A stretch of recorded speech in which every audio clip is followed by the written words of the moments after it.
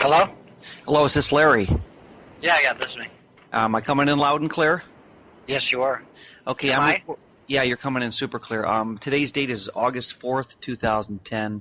It's almost 2 a.m. in the morning, and I'm talking to a gentleman by the name of Larry Elterman. He lives in the Philippines, and he wrote a book. Now, what is the name of your book, sir? The name of the book is A Man's Guide to Life and Love in the Philippines. That's right. It's an ebook and a paperback book. It's A Man's Guide to Life and Love in the Philippines, which I do have That's right. an e-copy of, which I recommend. But I guess I'm going to start out. We talked for about 15 minutes, so I will say this is not totally our first call, but we decided to do the interview because rather than repeat everything twice, let's do it all at one time so I can ask off-the-cuff questions.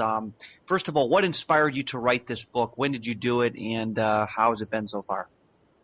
Well, all my life I said to myself, I should write a book or I want to be an author, but everybody does that, and then you never do it. And then I invested a fair amount of money in some stocks, and I lost quite a bit in the financial crisis.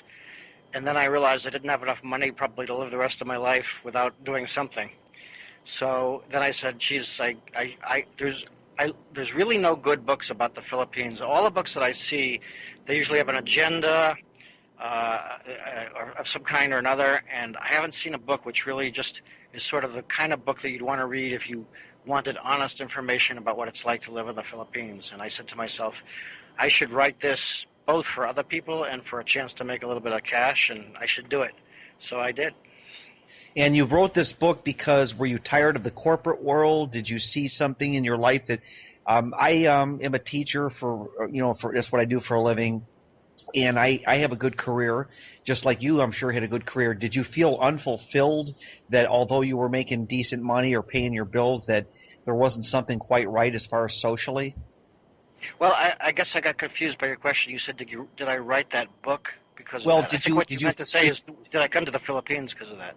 Okay, did you, in other words, your inspiration for going to the Philippines was that you felt that maybe something was socially missing in your life, maybe romantically? Absolutely. Well, I think a lot of people, you're already disillusioned at your age, and I think a lot of people, the older they get, the more disillusioned they get with a place like the United States or a lot of these Western countries.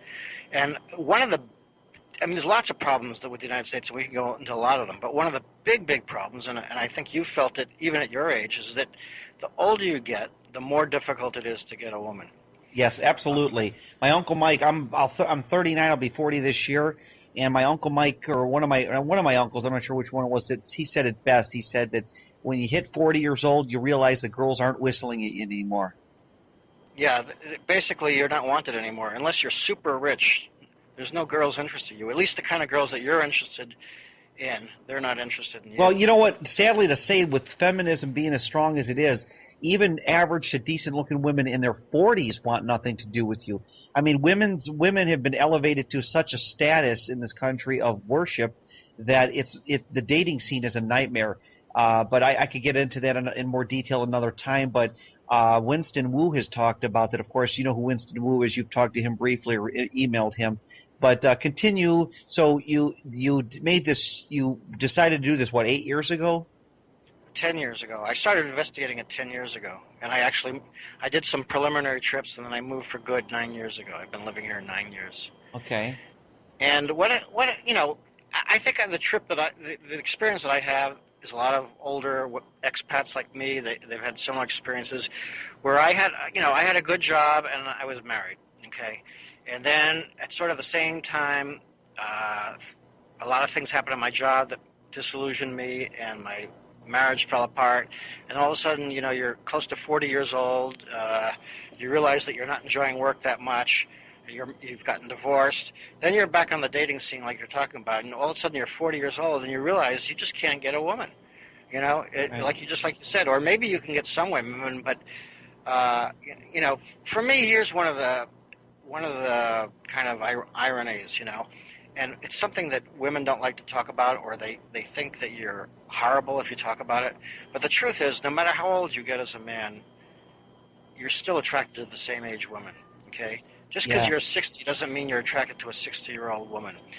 And Be that what is it may, whether it's right, whether it's wrong, whether it's morally right or morally wrong, or whether you're horrible for feeling that way, it's really just genetics. I mean, sex is about procreation. It's about babies. That's why nature made sex fun, so you do it and have babies.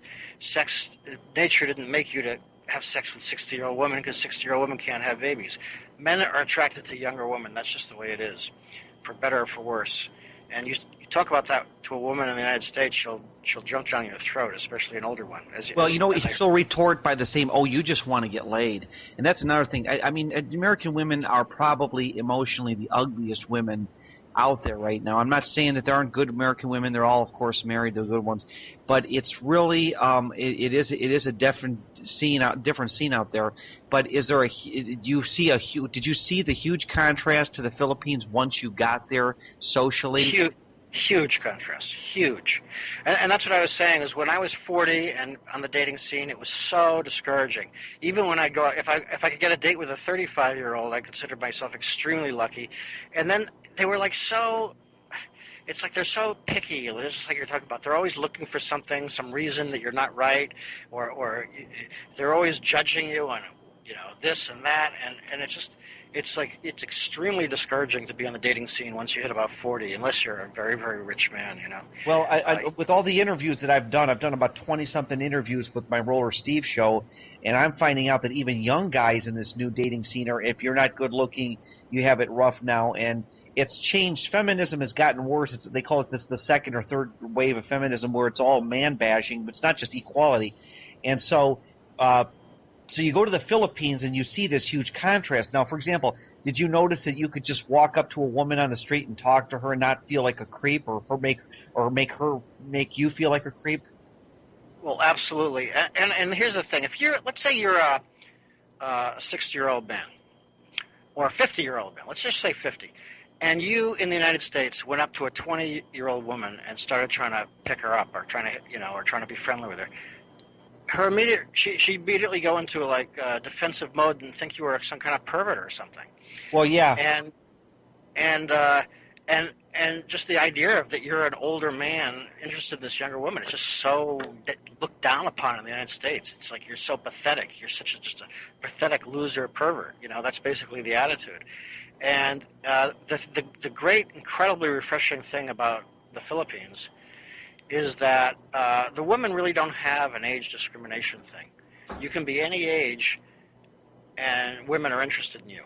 And it's just an incredible thing to realize once you come to the Philippines, that right. that you can be a 50-year-old guy and there's an 18-year-old girl interested in you. It's just, and there's a lot of guys that come here, they feel guilty. Like they'll be like a 45-year-old guy, and they'll come and they'll say, "God, I met this great woman, but she's 22. I feel horrible. I feel awful." That's called the masculine, the removing of the testicles of the American male, because it's almost a guilt complex. We have been beaten so badly. The idea of telling a woman to just go screw off is like so outside the norm in here, because we're afraid of any kind of reprisals, Yeah, and I laugh and I say, "You're 45 and going out with a 22-year-old. That's nothing. I can show you my friends who are 65 going out with an 18-year-old." And wow. And so basically, no matter what age you are, you can come to the Philippines, and you can find an attractive woman to be with. Now, does that mean that woman is perfect in every way? I'm not going to say that at all. Right. But you can find a woman to be with. That is for sure. Right. Now, you talk in your ebook, and I've read your ebook, and I'm gonna give that website to everybody, because I really think people should either go to Amazon.com and look under the author's name, Larry Elterman, Elterman. Look up your name, because I did read the reviews for your book, and you had a 4.5 out of 5 stars. It was nothing but positive, meaning that you were being frank and honest. You talked about the negative aspect of your book.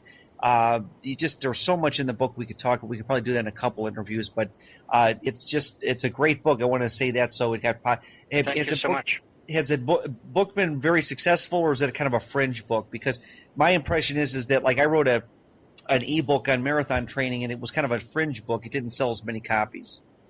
Well, I would say it's in between. I'm not getting rich off it, but it's selling about. Yeah, I didn't get rich off my ebook or my book either.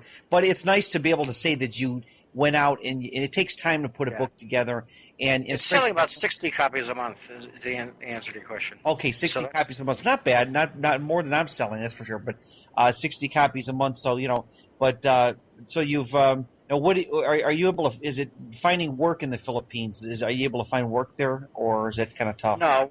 Uh, okay. The thing is, if I would, it's not really an option. Okay. I mean, I wouldn't say it's 100% not an option. Your only option for working here is to come here.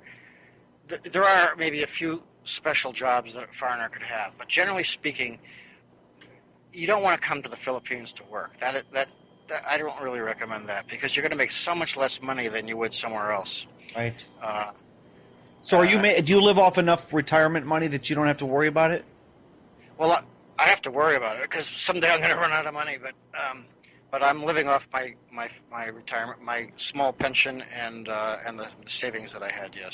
Okay, so if you do come here, either better have one option. Of course, you can teach English, which if you're a native English speaker, it Yes, helps. that is an option. Yeah, And that's an option. You can teach at an international school. That's one option.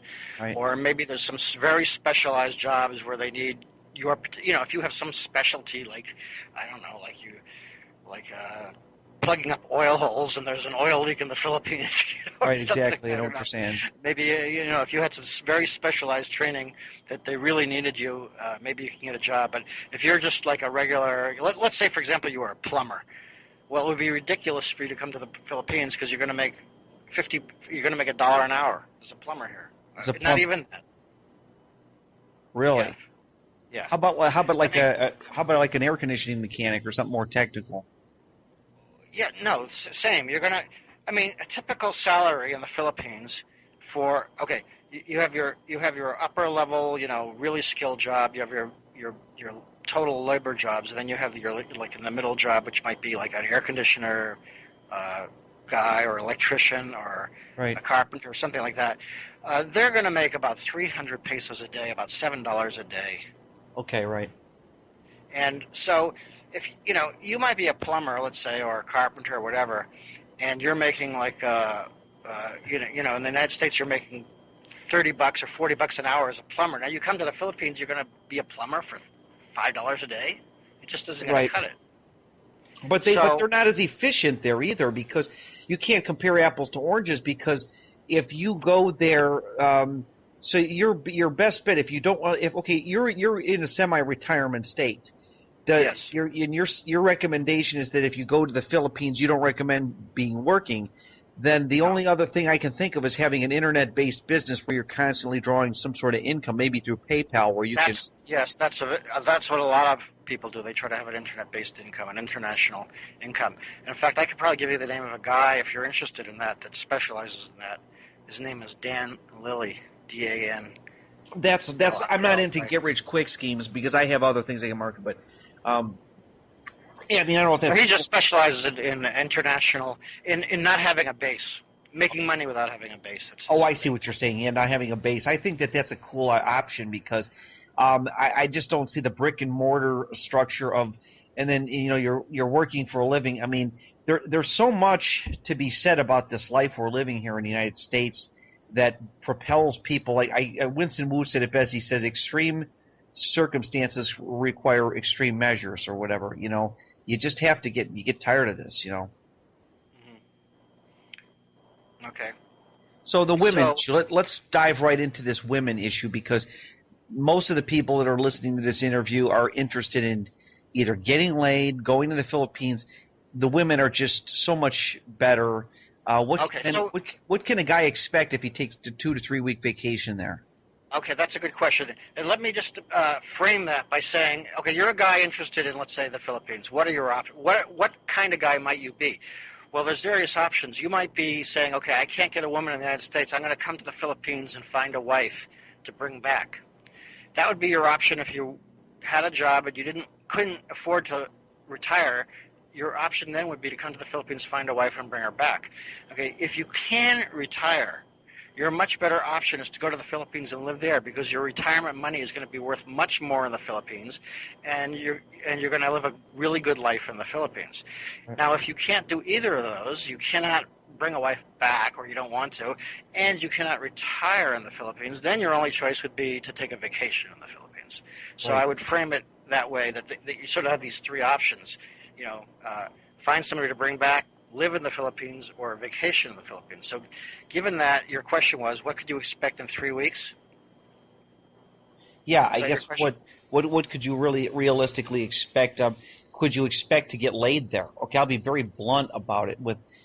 Could a guy expect to get laid there without having to go to a brothel and just pay a prostitute? I mean, would the women be open to the idea that, hey, I know there's a lot of virgins in the Philippines. Don't get me wrong. I've talked to a 30-year-old virgin, and there's a lot of good Catholic girls there.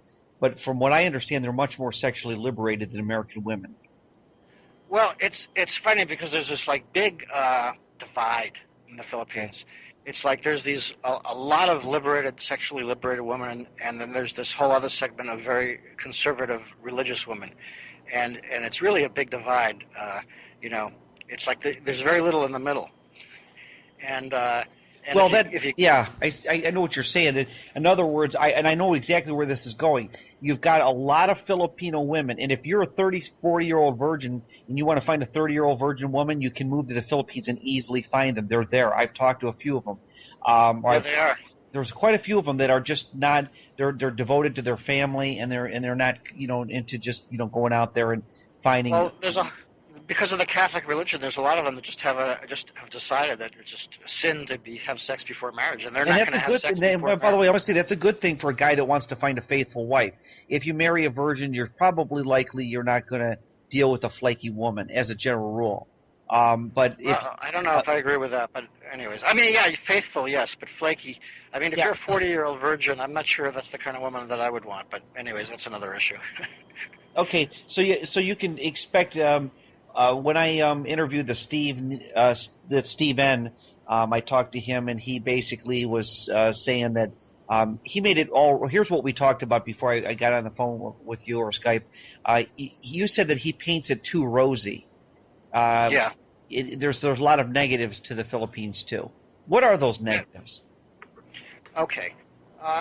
First of all, if you came here for a 3-week vacation, you could have all the sex you wanted, but probably not without paying for it. Okay. That being said, you're going to pay a huge amount less than you would pay in the United States. Oh yeah, right, for sure. Okay. The difference is going to be immense. Dinner at Applebee's would cost more than getting laid overnight, probably. That's probably true. And also, see, the thing is that in the United States, somebody's either a prostitute or they're not a prostitute, more or less. But in the Philippines, it's not quite like that. There's different shades of prostitution. Exactly. And some of these shades that are in the middle, some people would call them a prostitute and some people wouldn't, okay? Like there are hardcore prostitutes the typical prostitutes that you think of in America where, there's a pimp and they're gonna negotiate a price, and it's gonna be for like an hour, and you're gonna pay your money, and you're gonna get laid, and that's it. There's like that. And then there's like bar girls that work on their own, and those girls are a little bit more towards the gray area because they're going to go into the bar and they're going to talk to guys that they like, and they're not going to go out with any guy, and they're going to give more of their personality and be more nice, but they are going to expect to get something if you have sex with them, And then there are more and more gray levels. There are students, there are other people that really aren't prostitutes at all, but maybe they're going to beg you for some money if you for some help. Let's say you meet a girl who's a student, okay, and you think she's really nice. You're there on a vacation, and you get her to go to bed with you, and then after she goes to bed with you, she's going to say, oh, I really need some money for my books. Can you give me some money for my books? And then if you say no, I'm not going to pay you any money. I don't believe in paying for sex. But if you just answered like that, yeah, you wouldn't see her again, Now, does that mean she's a prostitute, or does that not mean she's a prostitute? You know what I mean? It's there's a lot of gray in the Philippines. It's Well, not I like like black. that. I wish more American women were like that. I really wish more American women were like that, where like they would sleep with you and maybe you could just give them some extra money, and because it's more of a personable thing versus paying an escort. But American women are just too good for that kind of thing, and they'd rather relegate themselves to princess. But it's just I see what you mean by the gray area. In other words, most of the Filipino women that are not virgins, let's be very clear on this, that are not virgins might not be a prostitute type, but they might expect something in return for maybe going to bed with you. Exactly, exactly. So whether you want to call it a prostitute or not is up to you. But the experience that you're going to get is going to be far, far better Yeah. than a But you know what strict though? You know prostitute. what the thing about that situation?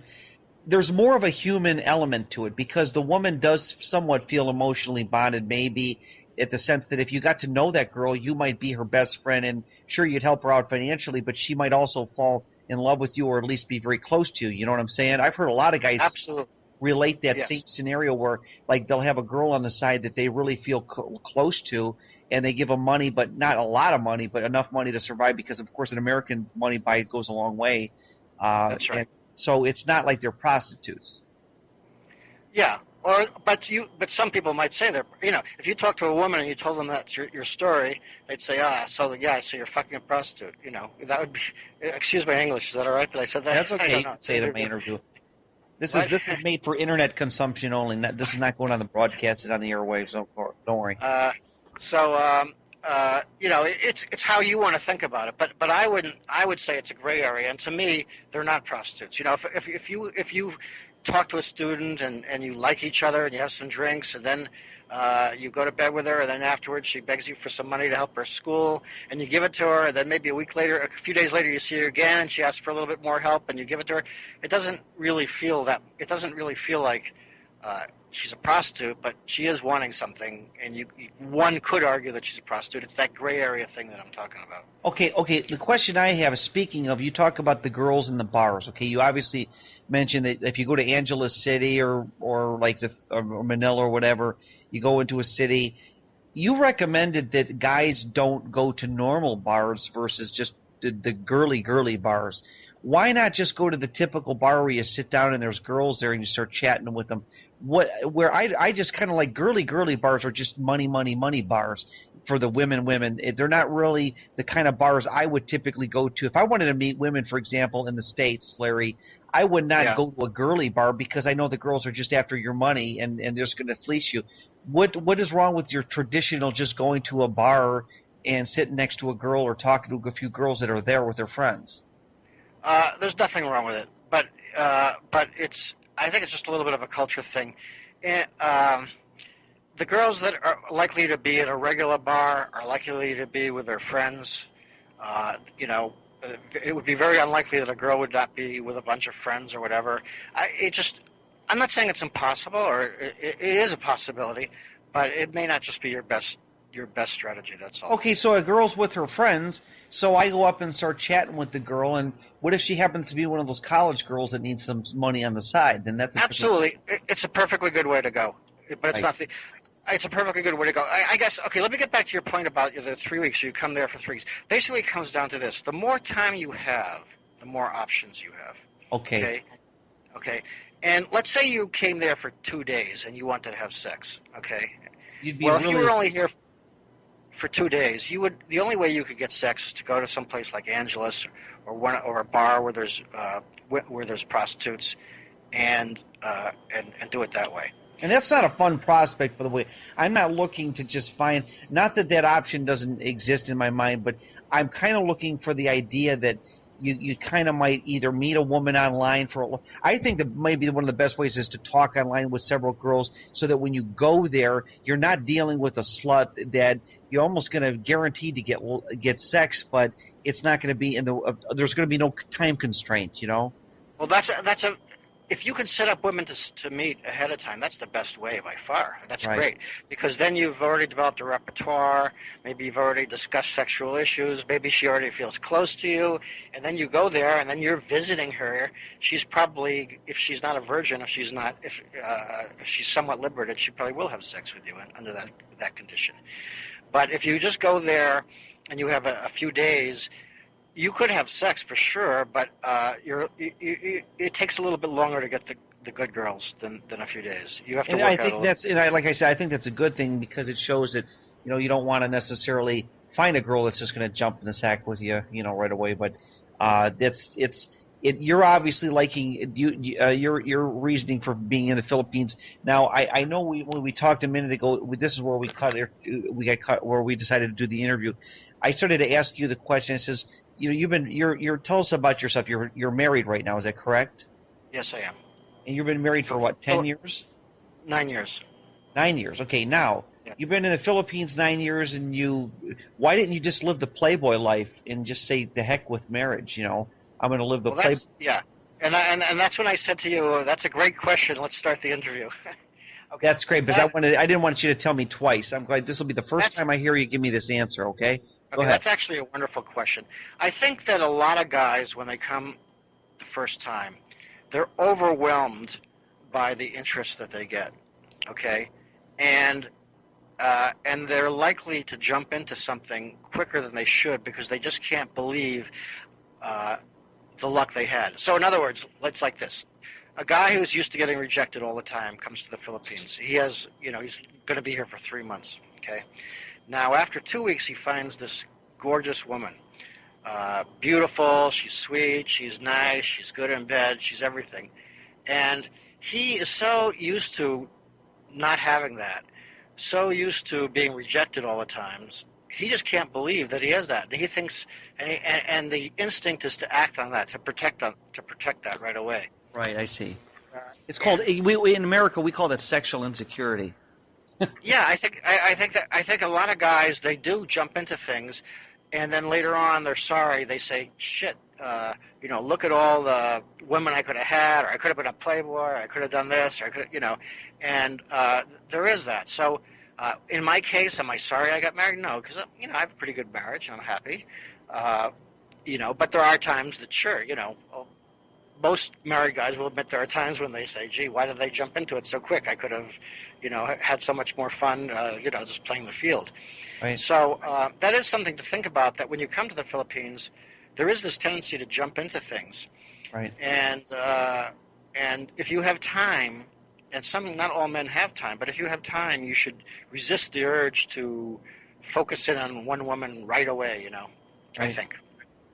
So in my situation, if I go there, and I'm going to probably have a little less than 3 weeks, maybe 18, 20 days, I'll probably have to have a calculated plan where I'll maybe have 5 or 6 women lined up so that it's not like I'm trying to shotgun it, like try to take the shotgun approach where you just shoot it, everything. Now, it's if just... you only have a few weeks like that, that's your best bet by far to have the women lined up. So in other words, get yourself a subscription to like FilipinaHeart.com or CherryBlossoms.com and get on those sites and immediately start hitting a lot of women. Actually, what's nice about those sites is the difference between foreign dating sites and American dating sites is as soon as you get on there, women are emailing you immediately. Yeah, you're wanted. And in fact, from the women's point of view, it's hard to get a guy interested in them. I've talked to women on Filipino Heart, and beautiful women, and they're discouraged. I've been on there 3 months, and I only had 3 guys email me or something like that. Whereas the guys get on there, the woman, hey, that sounds like role reversal. That sounds like the United States. It sounds like Plenty of Fish, where you're a guy, you get on there, you email 500 women, you get 3 responses, but women, like the first time I did a profile of a woman one time to see, just want to experiment. I hadn't even filled out the questionnaire, and I was getting instant messages from guys immediately. Goes to show how sexual.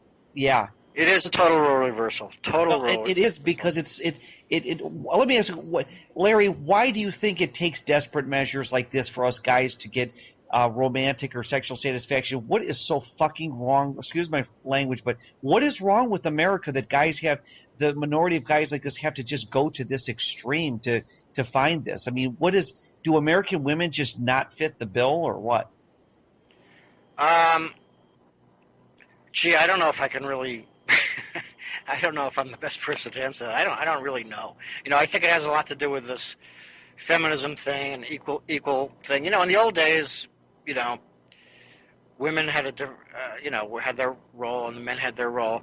I think equality in a relationship in some ways is a good thing, Yeah. but in a lot of ways it causes a lot of problems. And I think in America, the women are just into this whole exact equality thing. And who am I to say that's wrong? From their point of view, from their point of view, why shouldn't they want equality? Right. But from a man's point of view, it just makes it difficult Right. because it's just easier if somebody's sort of the boss, and it's easier for both in a sense. Right. And in the Philippines, you're the boss here, and it's not really a point of contention or stress, who's the boss or who's in control. And I think in America, I don't know, they just gotten into this.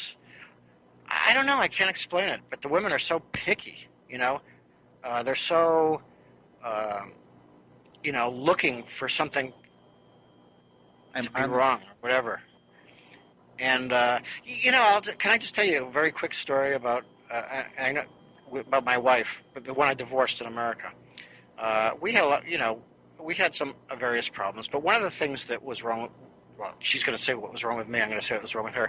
But she was very independent, and she was always saying, "I don't give her space. I don't give her space. I don't give her space."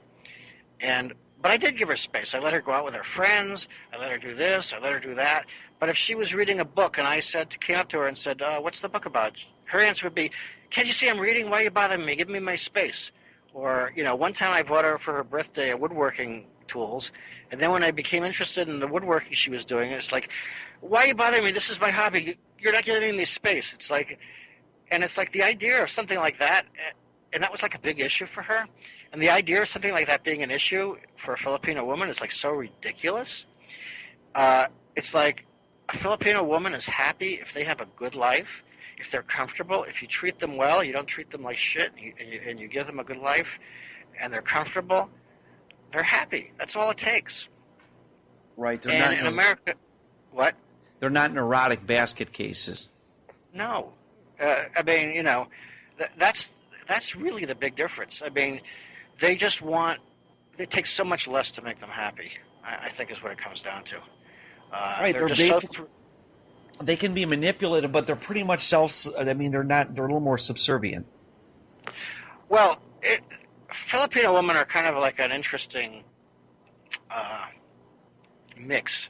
They're not really totally subservient. I mean, in Filipino society, there's a lot of women with good jobs, and they're not wimps. They're not like you can do anything you want to them, and it's their own. But they have their opinions, and they're going to let their opinions be known, and they're going to manipulate you in various ways that they feel they can manipulate you.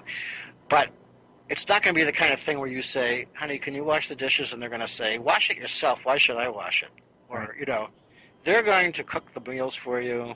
They're going to clean the house. They're going to treat you, like a man wants to be treated. And so they're subservient in that respect. Whether you want to call that subservience or they just accept that as being as part of what it is to be feminine. I would call it more they accept that as part of their feminine role than I would say it's being subservient. Right. Does that make any sense? Yeah, I know exactly what you're saying. Speaking of the expat community, what can you expect if you do decide to live over there? Is there a big expat community there? Yes, there is. And are Yes. they do they all have a camaraderie, or you don't have to worry about getting into like dealing with belligerent bar type of people? Because in the Philippines, it seems like it's more of a laid back atmosphere. Am I correct? Uh, Mostly correct. But here's the thing about expats. They fall into roughly two groups. They fall into like nice guys that have been disillusioned to the United States, been through a divorce or something like that, had good jobs, and they're coming here because they want something different. They want a different life, and that's why they're here. That's sort of like Group A. And you have another group, Group B, which is sort of here because they just there's something wrong with their personality, and they just couldn't make it there, and they feel like they have a chance here, and they do have a chance here, but it's kind of sad the way it works out, because they usually just don't know how to. They're still losers even though they're here. You know what I mean? Well, are they kind of like the hippie, the fringe group, the hippie types that can't make it in conventional because they don't want to work a job, so they decide, well, I'm going to just be some asshole that hangs out in the Philippines? I don't know if I'd put them in that category. I put it more in the category of not very nice people. Somebody who maybe so then you would put them in the category as the kind of guys that would start a fight with you in a bar, that type of people? yeah, absolutely. So, Absolutely. but they Like can't. that. Obviously, in the Philippines, there's no room for that behavior because it's not a culture that caters to those kind of.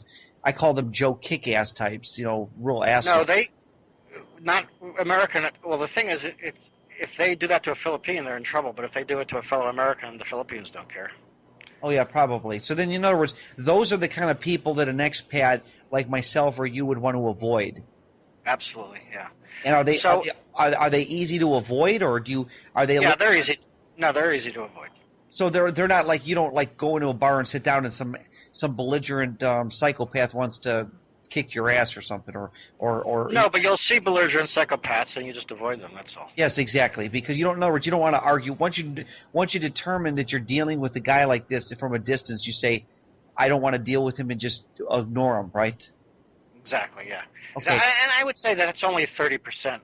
70% is the good guys. Yeah, because most of the pictures that I've seen of male expats are guys in their 50s or 40s, and they don't look like these kind of guys that you'd meet in a biker bar or something or looking for trouble. But somehow you're saying that there's a small percentage of guys that seem to feel at home there. Well, what kind of women want those kind of guys is what I'd like to know. Well, that's a good question. And the thing is about the women is that a lot of them are so desperate to have a better life that they don't really Use judgment. Their judgment is clouded. Right. And there's a very limited, for every woman that wants to meet a foreigner, there might be 10 or 15 women that are hoping to meet a foreigner for every foreigner that's available. And so That's if you're a a beautiful foreigner, thing for us. Well, I'll tell you what, that spells success for guys. That's for sure. 100%. But it also means that even if you're a shit, you're going to be able to find a woman. Well, you know what? That's interesting. That sounds like the behavior. We're talking about belligerent psychopaths living in the Philippines, males, Americans or expats. That sounds to me like guys being willing to settle for women with bad behavior that sleep with lots of guys because they're so desperate. That sounds like the American scene in reverse. Exactly. Yeah, exactly.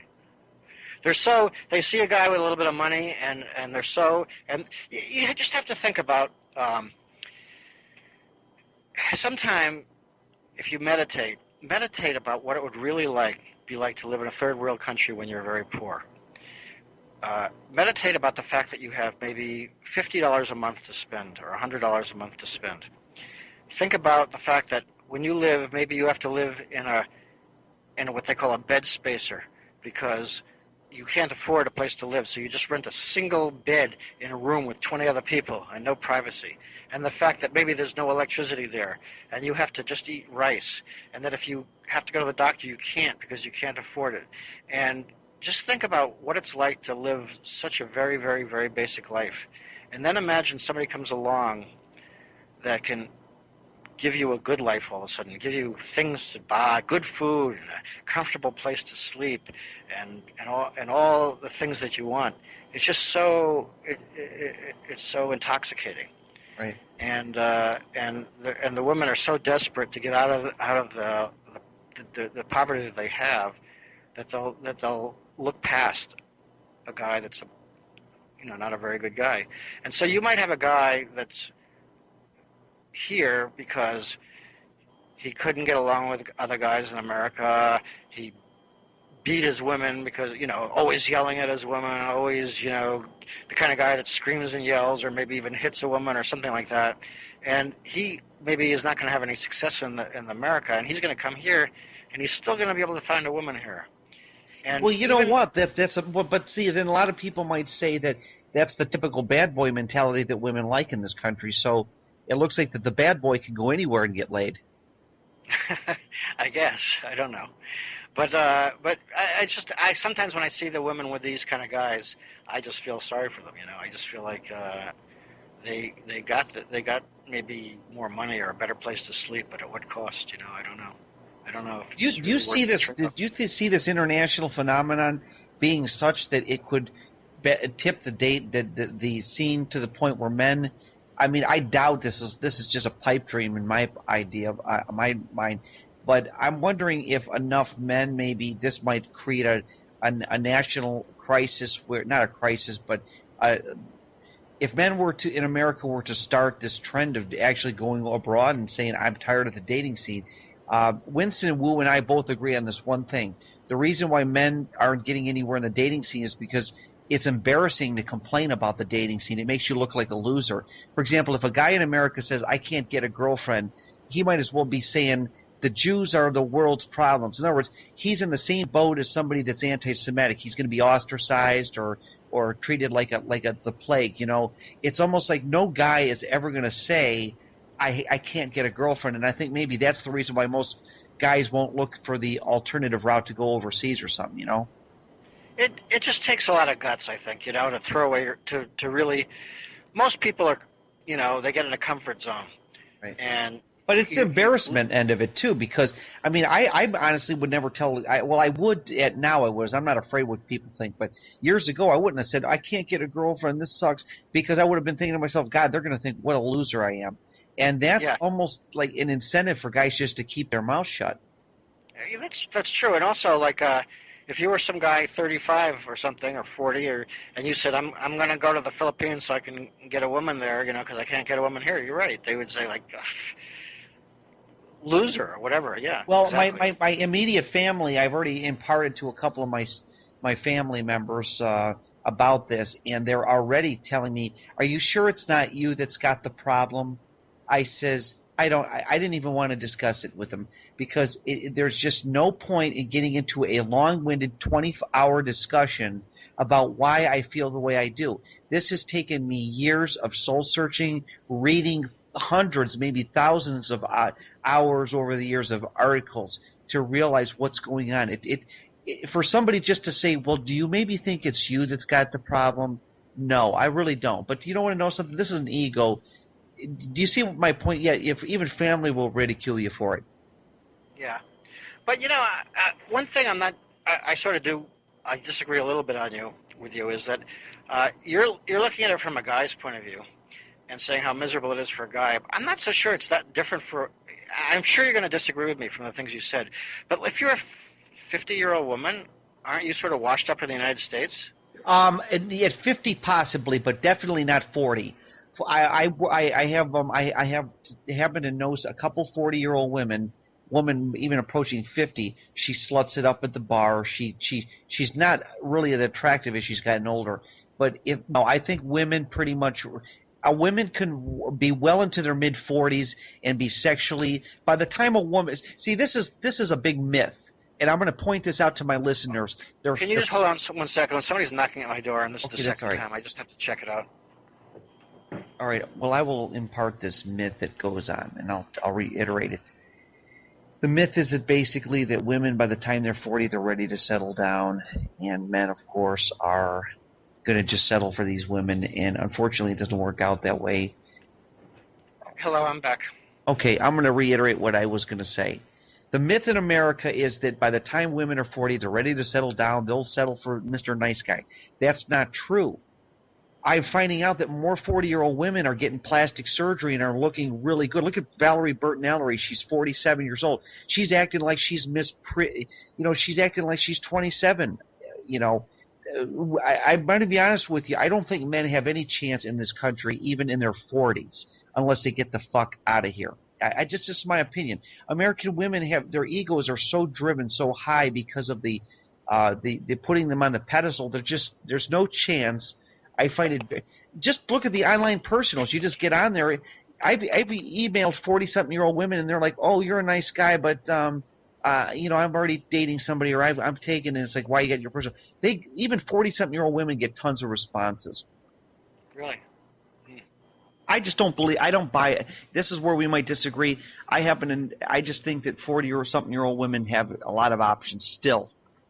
Okay, well, I can't really disagree with you too strong because I've been out of that scene for so long. But anyways, let's get back to the Philippines. Okay. Yeah, so I've lost my train of thought. Was there something you were asking me? No, just we're talking about basically the difference between the men and women. Guy goes there. You're talking about we're talking about the unsavory characters. Basically, it is definitely if a guy goes to the Philippines, it's going to be the difference between night and day. Absolutely, yeah. Absolutely, it's the night and day. And the more time you have here, the better, the more options you have, and I would say the better quality woman you can find. The I but bet you not there's counting one. the. I bet you there's one thing you don't see very often in the Philippines, and somebody told me this. You don't see too many white American women walking around. It's somebody imparted to me that it's like, I guess if you're a white woman in the Philippines, you'd feel very intimidated because no American guy is going to give you any attention if you've got all these beautiful Filipino women around. You see occasional white women with their boyfriends, on vacation, but yeah, I, you don't see too many single white no, women and walking. that's funny. Isn't that ironic that American women almost know instinctively, hey, let's stay away from these environments where we're going to be put to shame. I guess. Yeah, you're right. They're not here. Yeah. Very few white women. Yeah. So, yeah, that's it. If I get off the plane and this was somebody who went to Thailand told me this. I don't know if this applies to the Philippines, but he says that in Thailand, if you're an American guy and you get off the plane, he says the female cab drivers would accost the guy and say, "You come home with me." That's that's Well, fan that's fantasy. if You wouldn't expect that, would you? well, okay.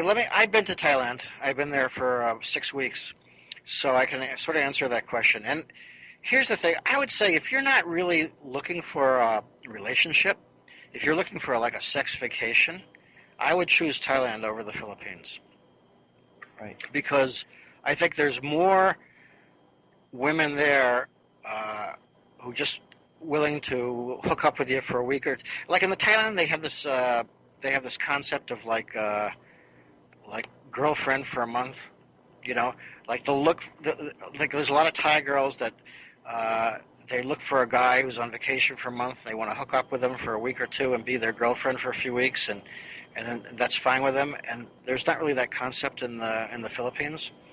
So if your goal is not really to find a long-term relationship, but simply to have a fun vacation with sex, you might want to consider choosing Thailand over the Philippines. Right. But if you're looking for a relationship, then the Philippines 100% over Thailand. Well, and I realize that, but let me ask a question. I go to even the short time I'm there. Let's say I'm there 3 weeks in the Philippines. Will I get stares from women just being an American? Yes. Absolutely. There's no question. Yeah. So I will feel more Yeah. important. I won't Right. feel like But it's a lonely there's a, feeling in America. Go ahead. But give me the but. okay. Well, the thing is about the women here.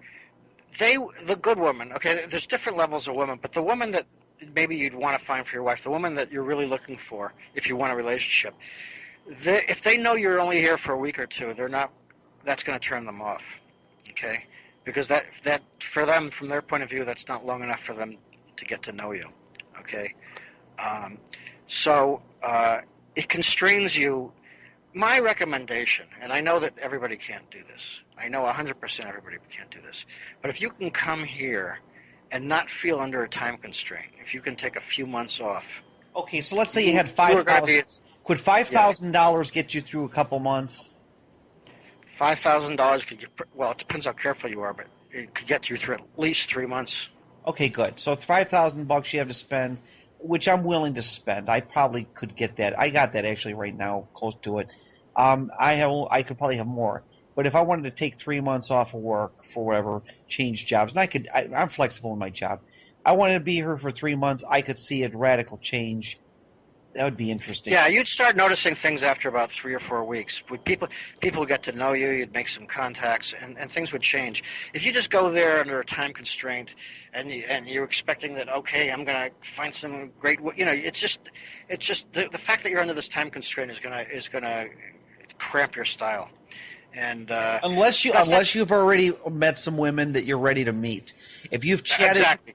yeah, that's a different That's a, time constraint. If you met a woman that, let's say you talked to 2 or 3 women and you've chatted with them, of course, technically, if you meet if you chat with a bunch of women, only one woman, ultimately the first woman you meet is probably going to be the one that wants to be with you all that time, you know? right. Or it may not work out from your point of view. You should always have more than one lined up, even if you don't wind up seeing them. Right, okay. But yeah, that's totally different, Yeah. and I totally agree with that philosophy. If you're only going to be there a few weeks, you want to line up. You want to get to know these women online and have them lined up, 100%. Because if you go there cold, now that doesn't mean you can't have fun. I was going to get into this. Like, what if you don't have any lined up from the internet, and what if you only have a few weeks? Well, then what you're going to do is you're going to go to a place like Angeles City, or Manila, and then you're going to meet girls in the bars. Now, even if that's your constraint, you're going to have more fun than you would in America. Even if you were in America and money wasn't a problem. In other words, let's say you were in America and you were rich and you wanted to have sexual fun.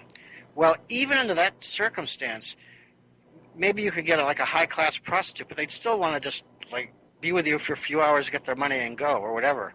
You know, in the Philippines, you're going to have more chance for this gray area. So, for example, you could go into a bar and you could meet these girls that specialize in just hanging around bars and looking for guys to hook up with. And you could hook up with them, and they would expect some money, but you're gonna get to be with them and be friends with them and have some fun with them and hang around with them. It's gonna be a better situation than just a plain prostitute. I have an off-the-wall question to ask you.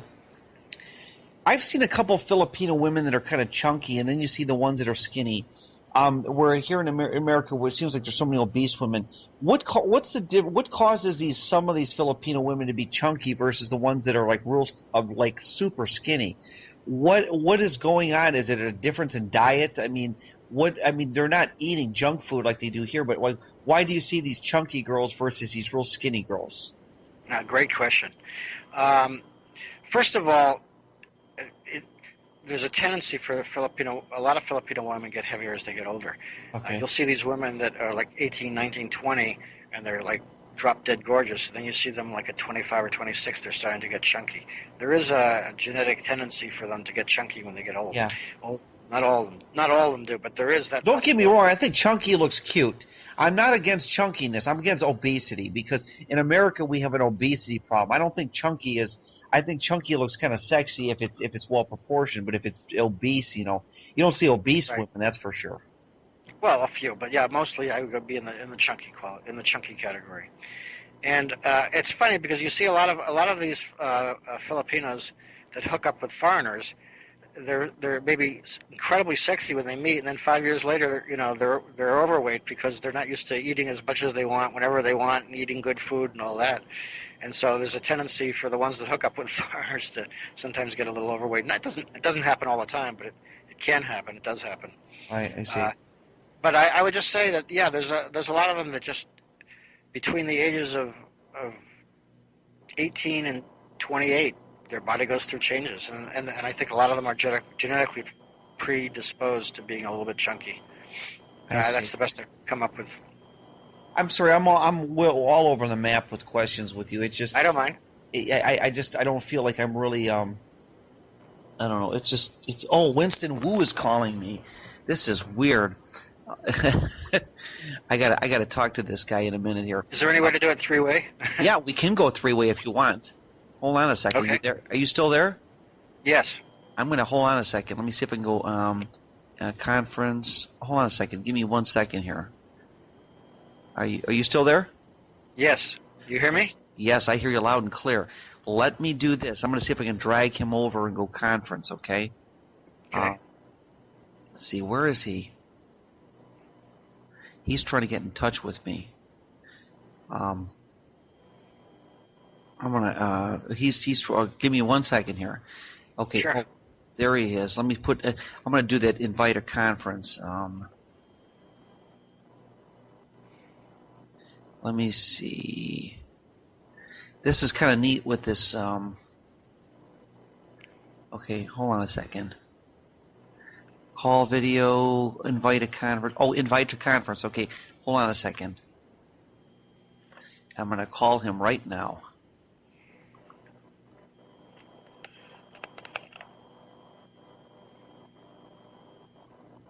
Okay, are you there? Yes, I am. I'm going to try to call him right now.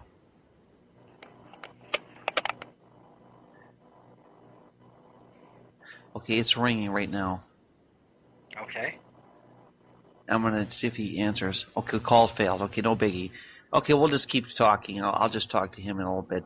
But anyways, so we're at, where was I lost? I was getting lost there. I was kind of say that. Yeah, you were saying you were going all over the place, but because the last thing you talk about was why did they get chunky or whatever. I mean, the thing is, there's so much to talk about. It is hard to not go all over the place. Yeah, but that's okay. But this is what this is. I love this off the cuff interview. We can get into another structured interview. But anyways, yeah. I mean, like I said, I think there's so much to be said. I think there's a consensus of agreement.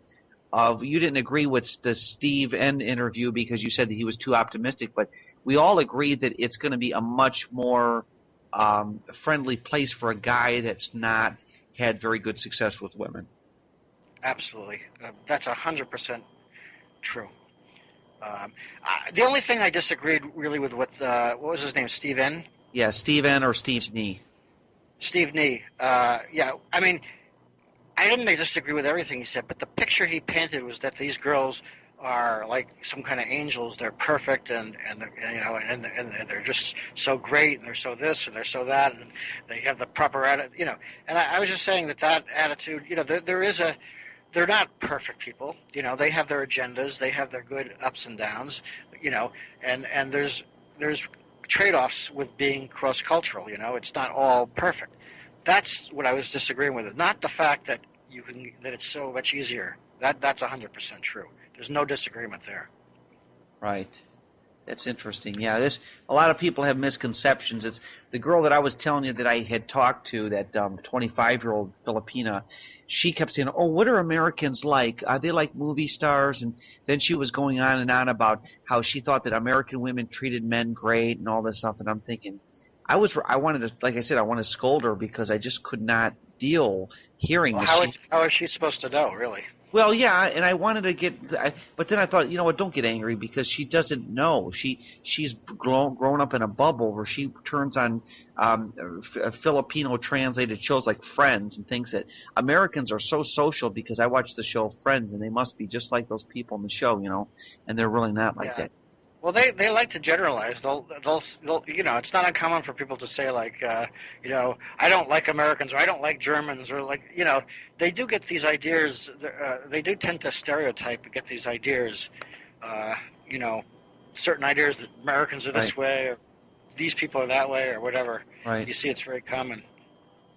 Interesting. Yeah, they do, but for sure, you got to. So that's why I feel like sometimes you just got to lay it down. But so a couple weeks creates a time constraint. You recommend that you definitely meet in advance. Have somebody lined up so that you know for sure that that's who you're going to meet.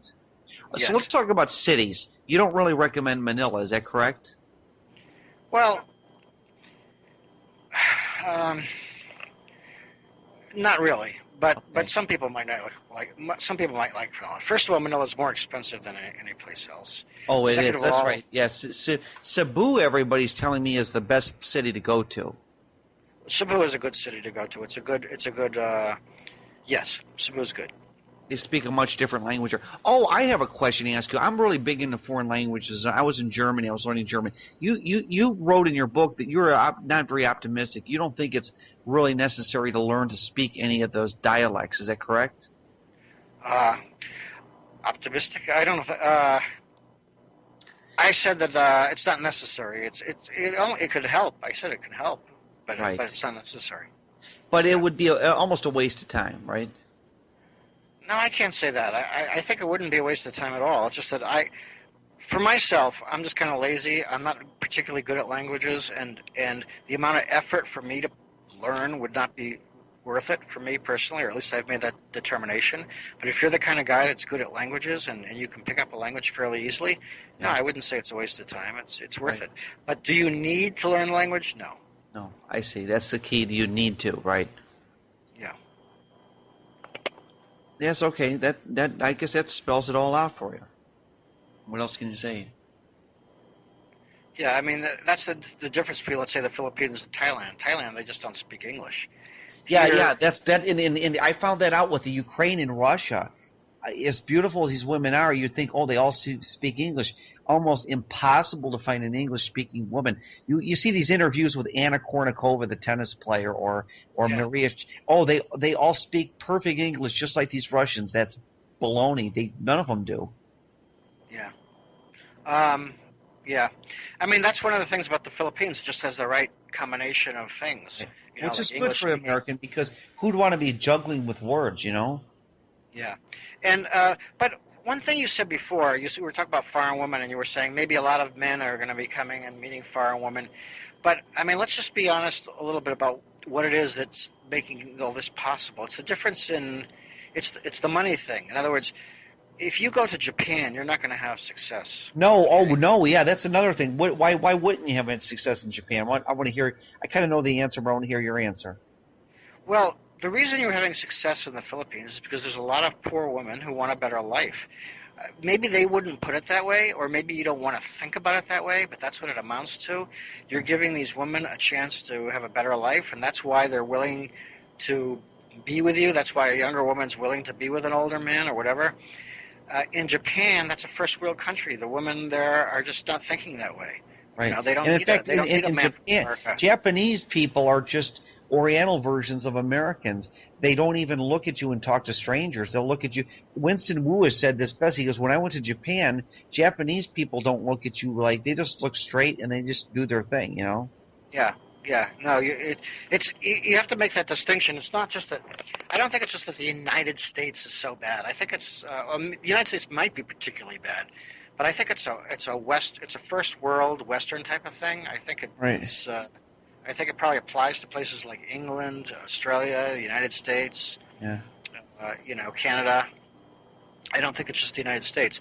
And I think if you go to, the places that you can be successful at are the third world countries where they're looking for a guy who can help them in any way, with a better life or better this.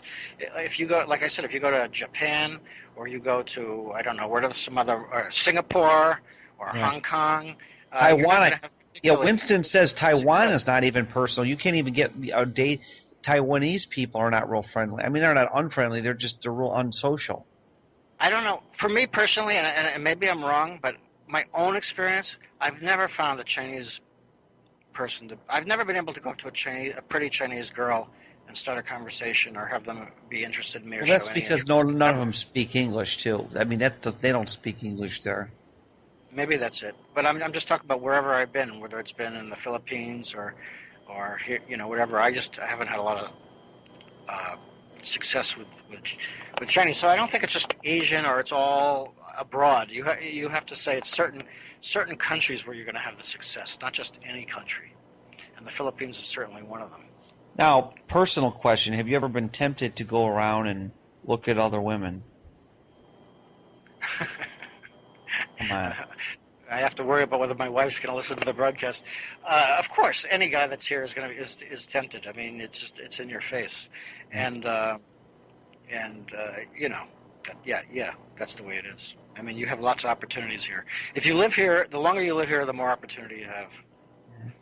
Can you be like a regular? I mean, realistically, be if you wanted to be a playboy and you had a fairly good retirement, could you see yourself being like a Mick Jagger, like on tour or something, like where you just get all the women, like you could just have tons of women at your beckoning?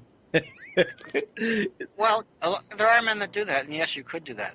And it's funny because it still comes down to the being here. Because even if in your own mind you're a playboy and you don't want to get married, the women don't know that. They see that you're living here. They see and they think of you as somebody that's steady because you're living here, and they're hoping to get you. They get to know you. Different people get to know you, and then Yeah, it they sounds like want you. sounds like men are chasing American women. I'll get that 1 in a million chance. So the thing is, if you're here for a extended period of time, you can't even help yourself. It will come your way, 100%. Oh Okay, man, I you know, 100% will come your way, but the less time you have, the less that is true. You know, the more right. you have to work at it, or the less options you have. Uh-huh. That's why I say if you have limited time, you want to go. You definitely want to do the route that you talked about, set it up ahead of time. Or if you have limited time, you have to go to a place like Angeles, where the women are, you know, uh, set up to entertain you.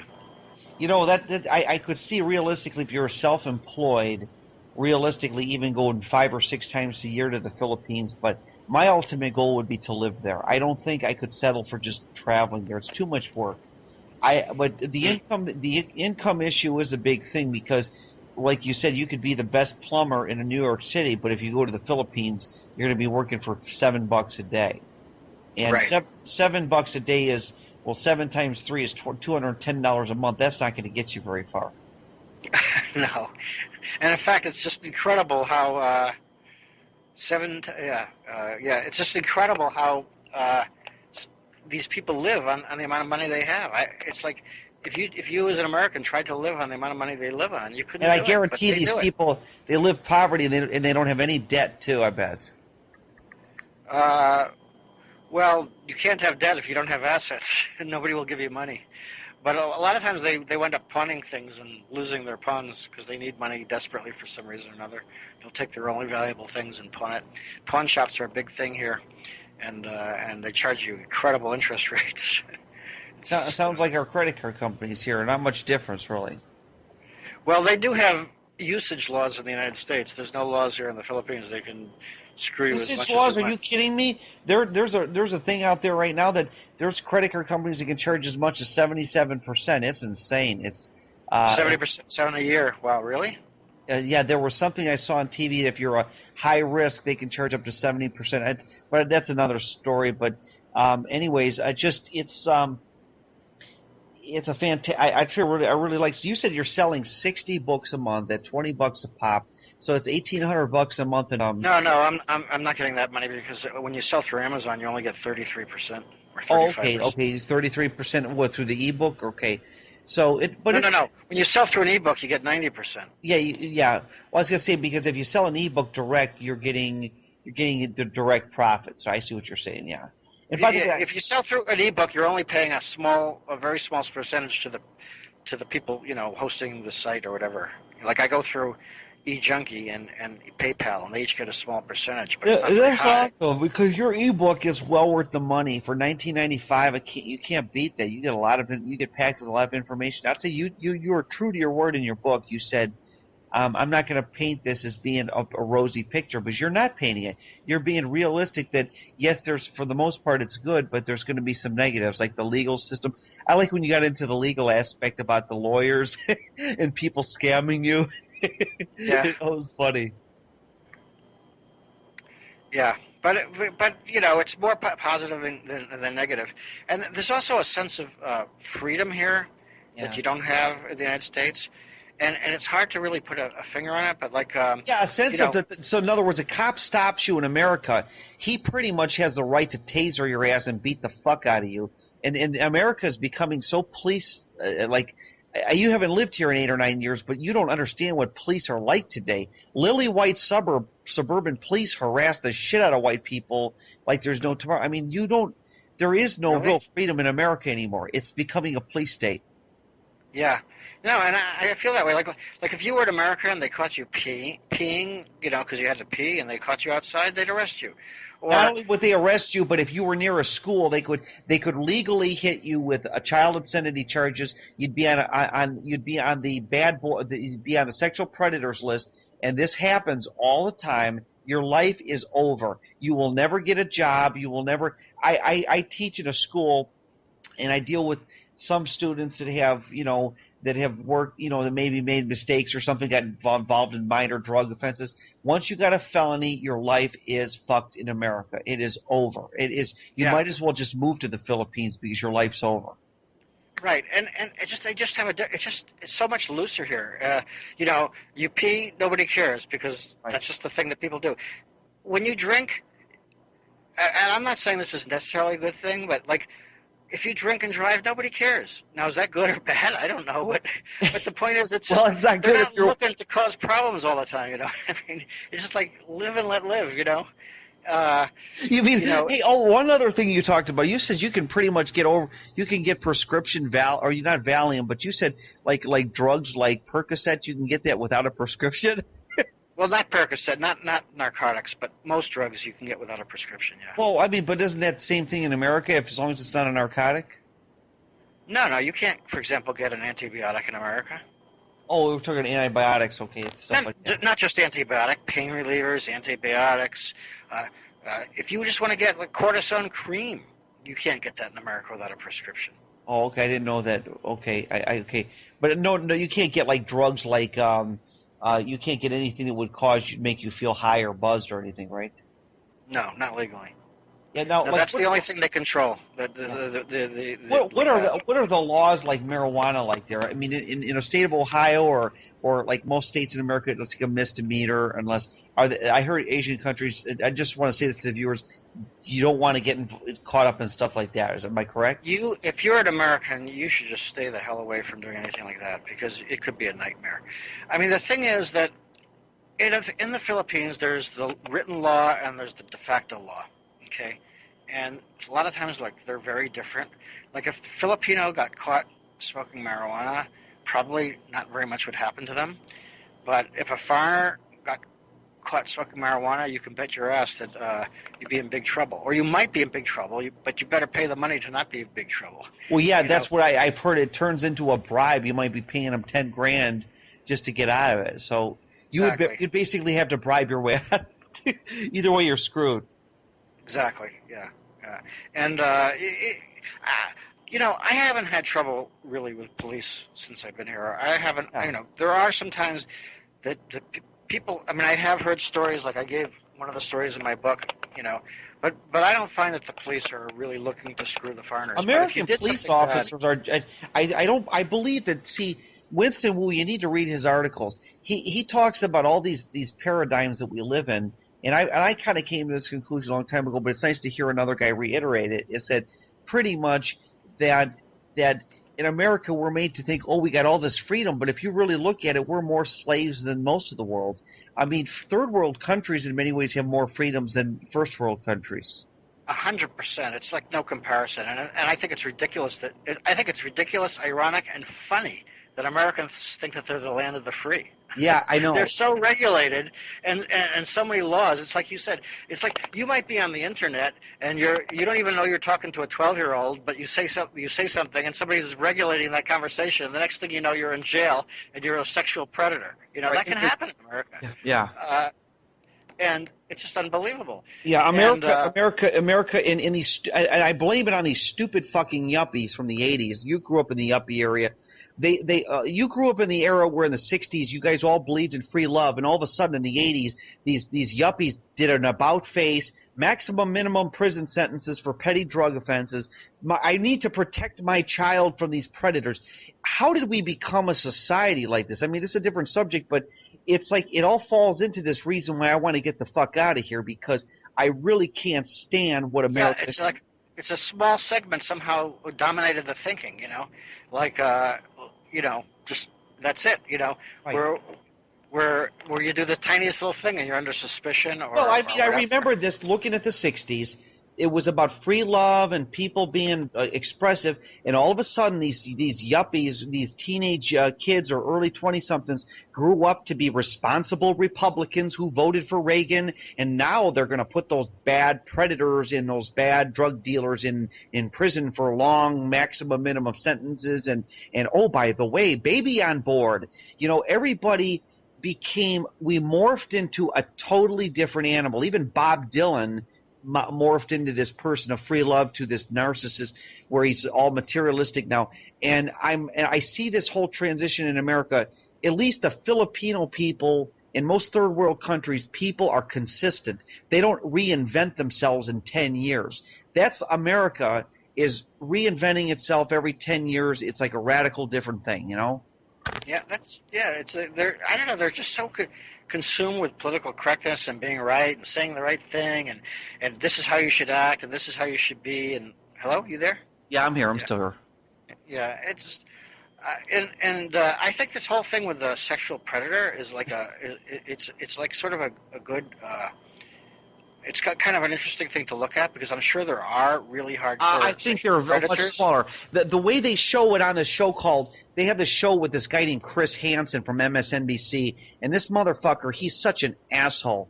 They set these people up where they have these 13-year-old kids or a mass or 18-year-old or masquerade as young adults, and then they set it up where these guys that show up at these young kids' houses, their parents' house, they're these wimpy guys that wouldn't hurt a fly. They're wimps, and then they set them up. They get Chris Hansen to say, "Oh, so how you doing?" And then of course I don't know if you've seen these shows, but they get the police crews there to wait to arrest them, and they hogtie them like it's like a rodeo. I mean, and they set these poor guys up for this stuff, and it makes me despise this country we live in because I realize that you're screwed either way. Who wants to live in a society that's so artificially engineered the way it is? You know, at Yeah, least it's horrible.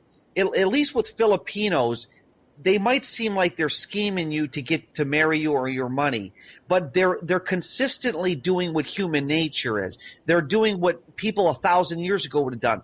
Our culture is in our country seems to have some different.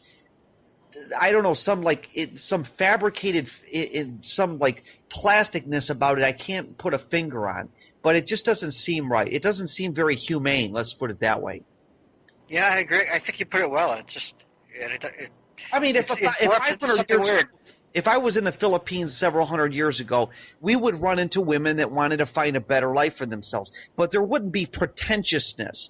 I think that Americans are very phony pretentiousness. They act out roles. Their whole kind of even this like Russian woman I think on the Winston Wu's website was saying that I felt that in America Americans just they'll giggle and laugh at things, but they're playing out a Hollywood role in their whole lives. They're not really being people. They're just pretending to be funny. It's just it's.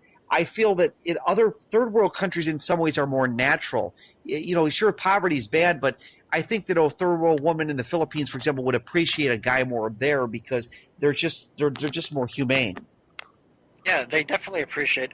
Like I said, if you come here as an American and you find a woman and you just treat her half decent, Yeah. I don't, they're going to be very grateful for you just treating them like a person, just treating them reasonably well, and you might be the same way you would be with a woman in the United States who would say you were a shit, and that same way you're acting, who the American woman would interpret that you're treating them like a shit, the Filipino woman would interpret that you're treating them like gold.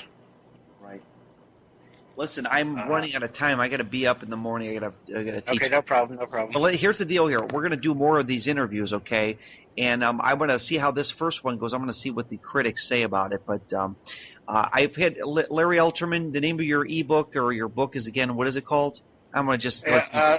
Yeah, and on Amazon, it's A Man's Guide to Life and Love in the Philippines. A Man's Guide to And Life and Love in the Philippines. I found it to be a fantastic book, well worth the.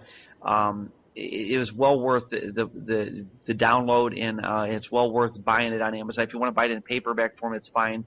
I think it's a great investment into finding out what's going on. And you know what, Larry? I think that more people will get your book because they're going to realize there's so many things we can't even talk about in an interview that it's 370 or 60 pages. It's huge. It's a mammoth of a book, and it can answer almost every question you have. And it's not all positive and feel good. New Age, oh, the secret. Just think positive and life will solve all your problems. It actually lays it all out there. So, thank you. Larry, I'm going to get out of here. It's August 4th, 2010. That's about Okay, 3. can I just mention one very quick thing? The website, if you want to visit the website, it's lifeandloveinthephilippines.com. Yeah, Life and Love in the Philippines.com. By the way, Philippines is spelled Philippines. I kept thinking it was two L's. I finally got it right, but Life and Love in the Philippines.com. And that's Yeah. a great. And you know what I like about your webpage, Larry? It's simple. It's not some flashy graphics and exploding. It's right to the point. It shows you what you need. By the way, is that you on the front cover of that magazine with your butt to the sun? Yeah, that's me. That's you with your, is it your wife there? No, that's just a girl that modeled for the picture. Oh, I bet your wife really loved that, huh? You need No, sure she didn't mind. she didn't mind. That was a, I love that. That's a great, that spells the American dream in a nutshell. That Well, was, it's funny. Actually, I had a different picture originally, and that I just got it off the internet, and then somebody actually said it was it was a copyrighted picture, and it was a model, and and Amazon made me take it off. So then I just took myself, so there wouldn't be any problem. yeah, that's awesome. Well, listen, Larry, it was an enjoy. I got to be up in the morning, and it's unfortunately most of us amateur radio interviewers we have to work normal jobs, but you do too, so or at least used to have to. But I am looking forward to my trip to the Philippines. And by the way, we'll have more to talk about because within the next few months, after I've completed my trip, I will have a lot to offer as well, and it'll just help me kind of solidify what I already know, which is the dating scene sucks here. But Okay. thank you very much, Larry, and I will give you the link to this. Before I put this up on the website, I'm going to give you the link to this to download so you can listen to it. If you don't like, if something's objectionable, I don't have to put this up, okay? Okay. All right, you have a great day. All right, Okay. bye-bye. Thanks. Bye-bye. Bye bye.